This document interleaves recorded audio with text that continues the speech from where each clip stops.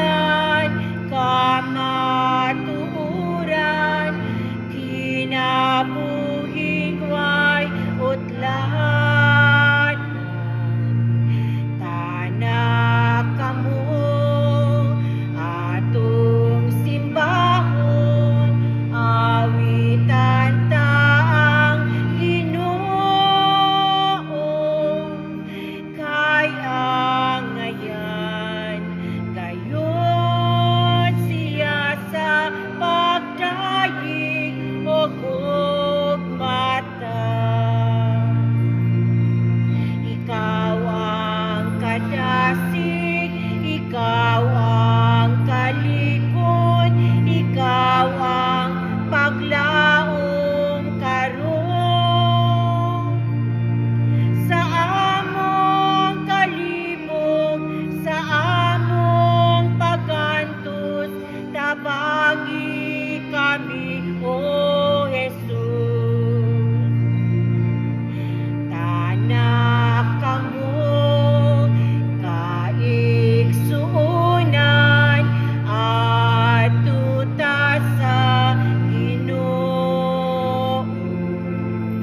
ang gustong dalan, kamaturan, kinabuhing way utlanan. Tanak kamo atong simbahon, awitan ta ang Ginoo, kay ang ngayon gayud siya sa pagdayeg o gugmata.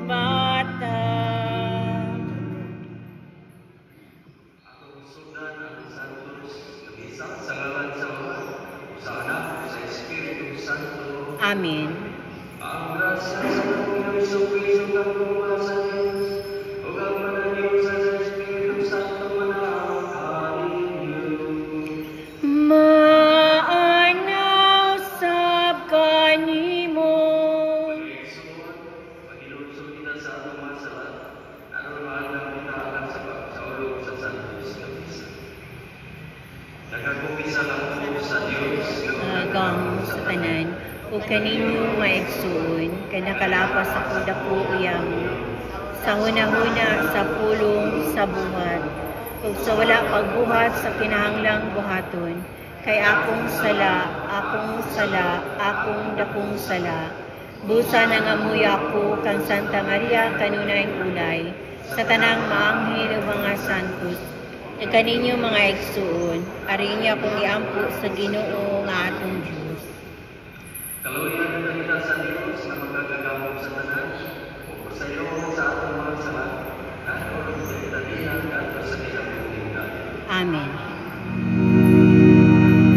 Ginoo, kaluy kami.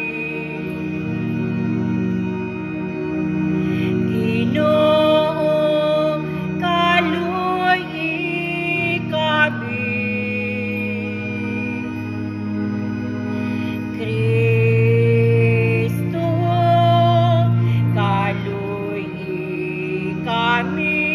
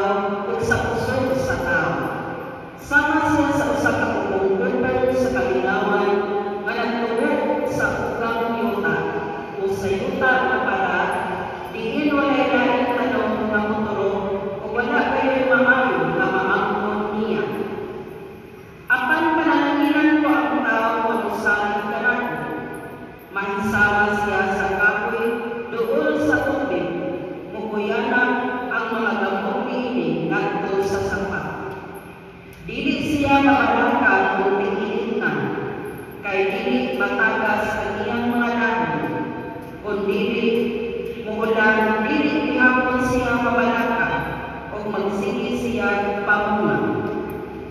Ang dulong sa Ginoo. Salamat sa Diyos.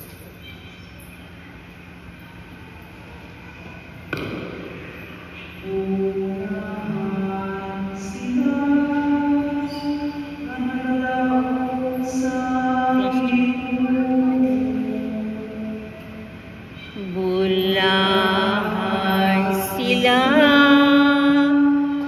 nga nagalaom sa Ginoo.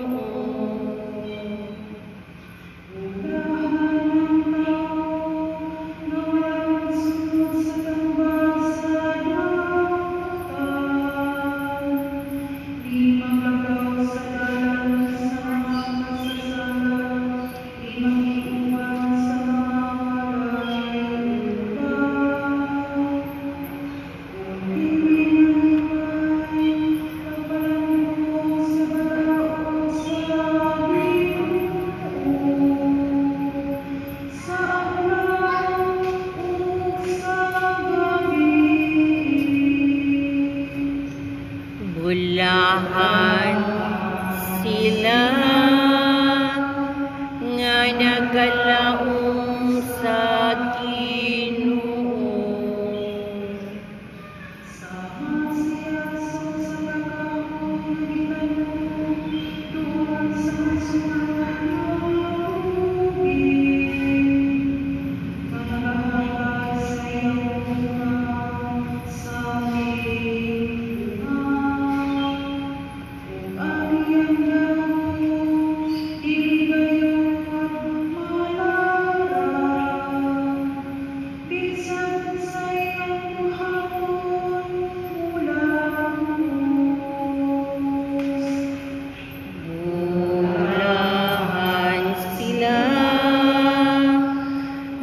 Nagalaom sa Ginoo.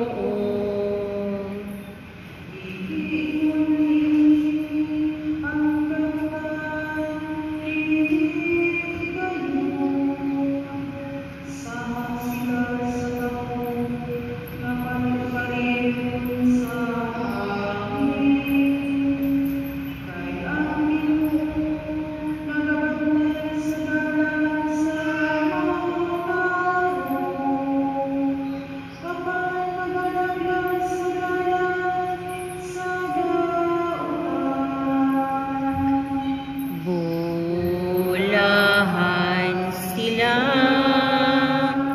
nga nagalaom sa Ginoo.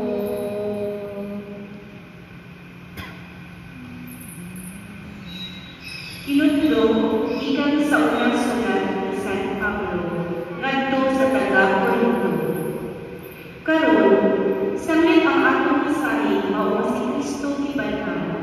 Unsaon man paingon sa pipila ninyo nga ang mga patay ay ibanhawon. Kung dili ibanhawon ang mga patay, wala usapan luwa si Kristo. O kung wala luwa si Kristo, kawang lamang ang inyong pagtuo o makasasala gihapon kami. Nagpasabot sa tinig nga makalaglag ang mga nagtuo kay Kristo na nangamatay na. Kung ang atong paglaom kay Kristo, ani ang naging kinabuhian, na kita ang labing mapagluoy sa tagang mga tao. Apan ang Pinoon, maong ibanong si Kristo, ingon na pasalig ng katong mga matay, banhawon usa. Ang pulong sa Ginoo. Salamat sa Diyos.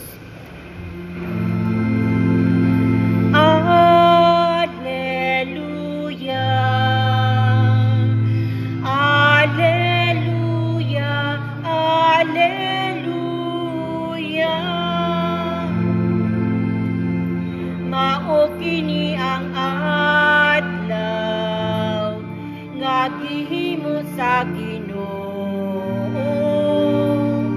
magsadya kita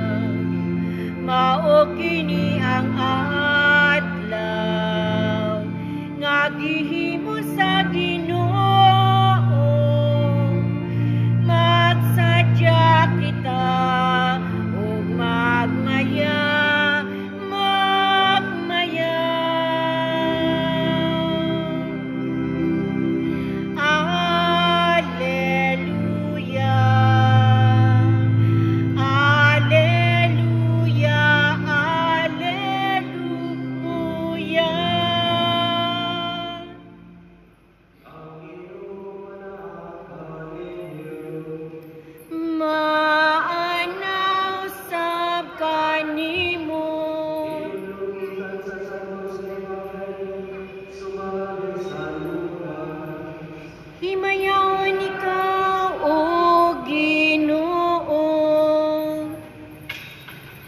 Sa nakalungsod na sila sa bundod, itindog si Jesus sa usa ka dapit nga patag, kauban sa kapitan sa iyang mga tinunan.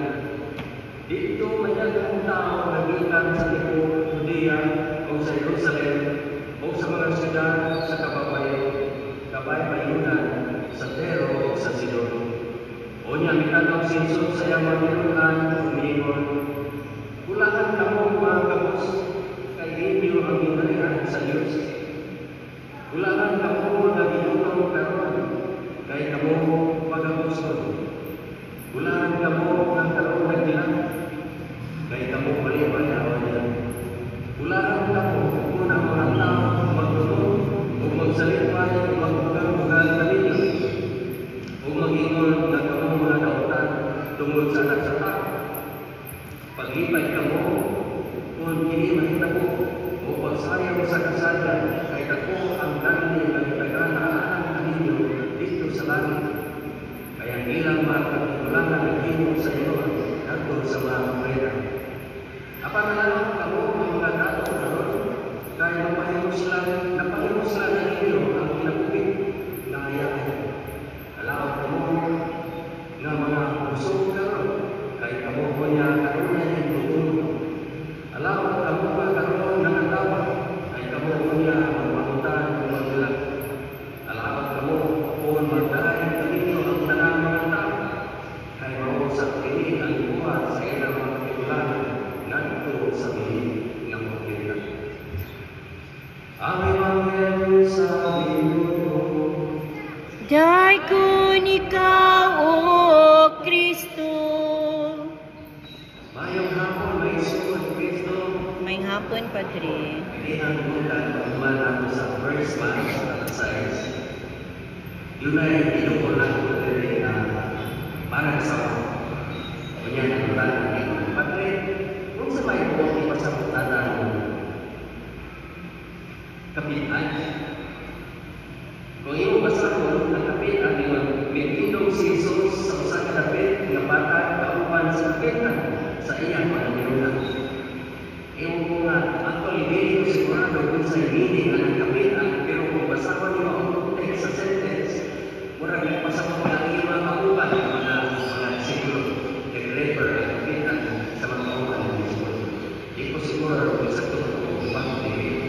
Murag kinaraan ni mga ulong na. May isa ko, kung sa may, what is the yardstick being blessed?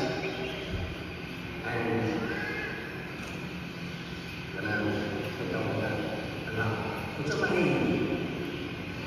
sugdanan nato kung sa katao, ulahan.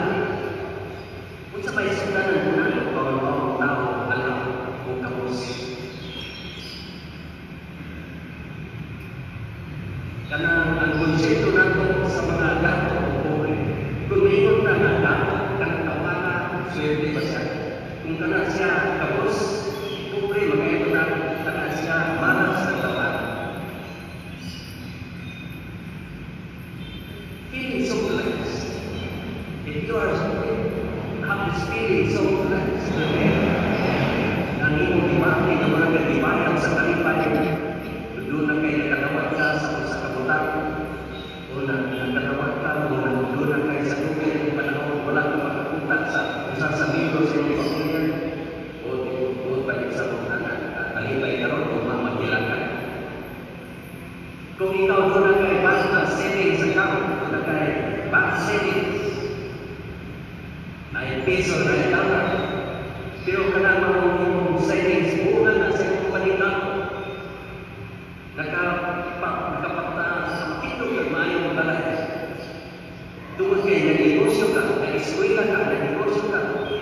Is it bad to have those things? Siguro atong tanawon, atong sakto kung sa what is the answer? Lagi na sa Biblia, kung sa may, sa usap ka adunahan o sa kapos. Nini sa ato sa Pilipinas, ang konteksto sa between the rich and the poor,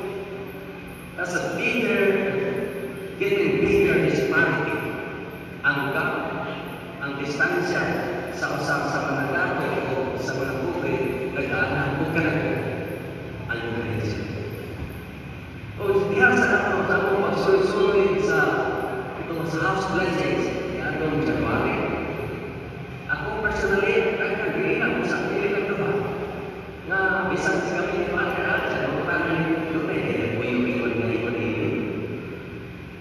Nga diha sa tao na nagbukas, nakashort, pinalag tungkol, niyang ingon, Padre, pwede mo i-bless mo na ako ang balay. Pagsatano ako sa balay, wala ko masunod. Nga naman ang iyang iyan, 3 square meters. 3. Ang iyang, samtang ako, mahalin sa kapero, bakit wala ko ikabayan?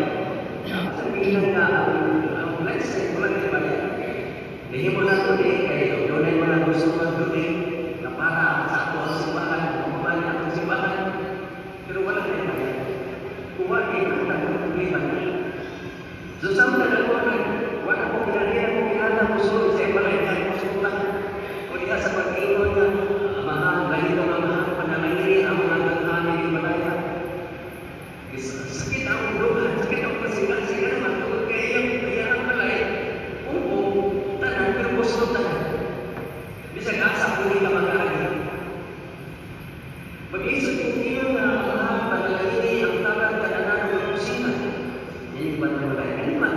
Tungkol kayo yung kusina, ang hidaanan, kung ang iyang kanan ang usahan.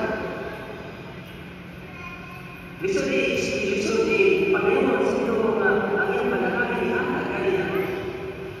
Nga diha pa lang sa pagtanaw na ako, wala. Kapos. Wala. Ang bukasun, nasa na. Mag-isip kung iyong kapadalangin ang mga lawang hidaanan ako dyan kapahumay ng Panginoon. Ako magtuwa ito sa inyo sa kanisa, kaya ikatan. At ito po dito iutan ang iyong lutuhan. But what's most important and striving to be, dito ko natanong, sa mga natanong sa iyong Panginoon, na ang iyong isumod, gusto ko, nga binisyonan. So, nagkaunang ako kami Israel na malagayan, ano pala, ito makita ng iyong ko na iyong isumod, tungkol kayo iyong isumod, di ba nga, pinag katuliko, di ba nga, layan ng iyong. Pero kapag nagkakit siya, sa isoon na panahon na